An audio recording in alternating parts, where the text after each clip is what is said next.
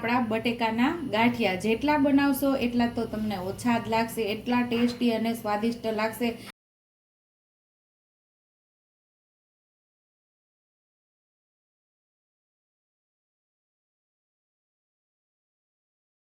Welcome to Chetu's kitchen. તો આજે આપણે બટેકાના ગાંઠિયા બનાવવાના છીએ. તો અહીંયા આપણે 2 બટેકાને ખમણી લીધા છે, ખમણી વડે ખમણી લીધા છે. અને અહીંયા આપણે આટલું લસણ, એટલે 1 ગાંઠિયા જેટલું લસણ ફોલી અને એને એકદમ સરસ પેસ્ટ તૈયાર કરી લીધી છે ખાંડણીમાં. અને અહીંયા મીઠું, સ્વાદ મુજબના બધા મસાલાનો ઉપયોગ કરશું. અને આપણે બટેકાના ગાંઠિયા બનાવીએ છીએ તો આપણે વાટકીનું માપ કરશું. તો વાટકી કે કપ ગમે તેનો માપ કરી શકો છો. દાબીને નથી ભરવાનું. આપણે જે ખમણ છે એ માત્ર આપણે આવી રીતે માથે મૂકવાનું છે વાટકીની અંદર. તો આપણે 1 વાટકી જેટલું બટેકાનું ખમણ થયું છે, તો એની સામે આપણે 2 વાટકી જેટલો ચણાનો લોટ જોશે. આ પરફેક્ટ માપ રહેશે. તો અહીં આપણે 1 વાટકી જેટલો આ આપણે બટેકાનો માવો થયો છે, તો 2 વાટકી આપણે ચણાનો લોટ આની અંદર ઉમેરશું. તો અહીં આપણે 1 વાટકી બટેકાનો માવો લીધો હતો અને આ 1 વાટકી ચણાનો લોટ, ને હજી આપણે બીજી વાટકી ચણાનો લોટ ઉમેરી દઈશું. અહીં આપણે 2 વાટકી ચણાનો લોટ થઈ ગયો છે. હવે બધા મસાલા કરી લઈશું. આપણે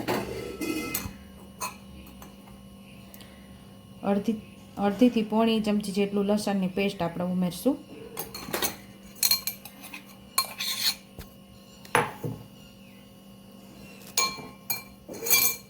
સ્વાદ મુજબ આપણે મીઠું ઉમેરશું.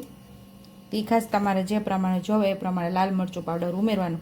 1 ચમચી જેટલું લાલ મરચું પાવડર આપણે ઉમેરશું. 5 ચમચી જેટલી હળદર ઉમેરશું. 1 ચમચી જેટલું ધાણા જીરું પાવડર,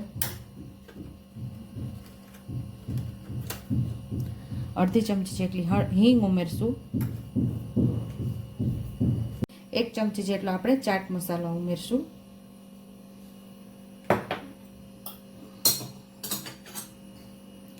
એક લીંબુનો રસ ઉમેરી દઈશું આપણે.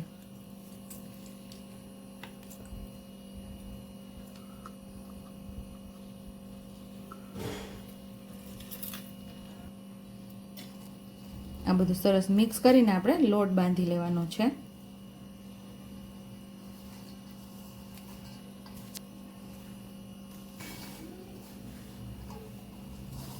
બટેકા સાથે આપણે આટલો લોટ બંધાણો છે. પાણીની જરૂર પડશે એ મુજબ આપણે પાણી ઉમેરી ને લોટને થોડો ઢીલો કરી લઈશું. આપણે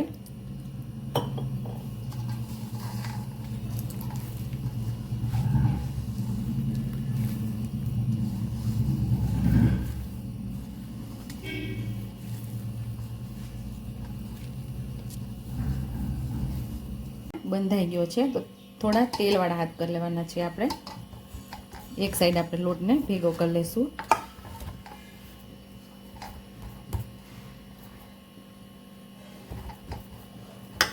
તેલવાળા હાથ કરશું ને એટલે આપણા હાથમાં લોટ નહીં ચોટે. હવે આપણે સંચામાં ભરી અને ગાંઠિયાને પાડી લેશું.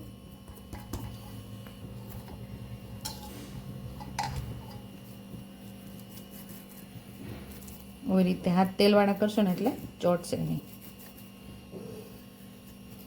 તો સંચામાં આપણે ગાંઠિયાની જાળી ઉમેરી અને આપણે ગાંઠિયા પાડી લેવાના છે.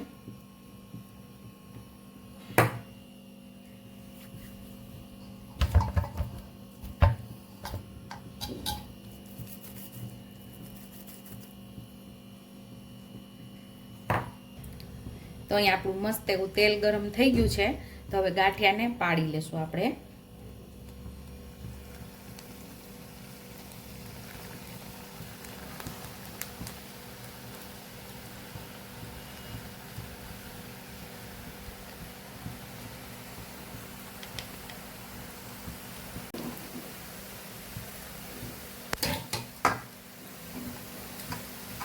બબલ્સ ઓછા થાય ને પછી જ આપણે એની સાઈડ ચેન્જ કરવાની છે.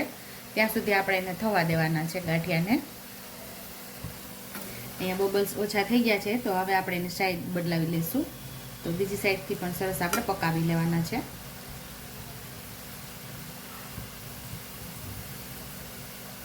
તો અહીં આપણા ગાંઠિયા તૈયાર થઈ ગયા છે. જો બબલ્સ સાવ ઓછા થઈ ગયા છે, એના સરસ આપણા ગાંઠિયા ક્રિસ્પી એવા થઈ ગયા છે. તો ડીશની અંદર હવે આપણે એને બહાર લઈ લઈશું.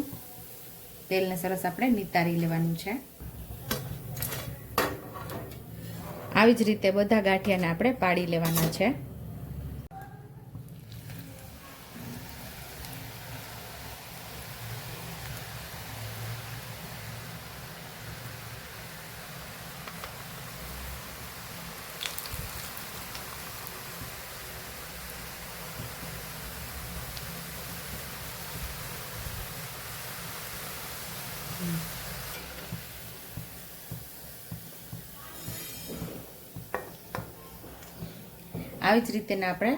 આવી જ રીતે બધા ગાંઠિયા તૈયાર કરવાના છે.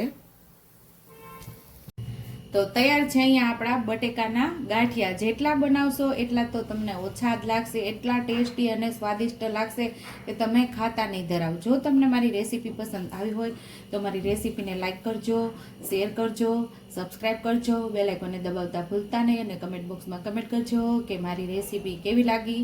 તો આવજો.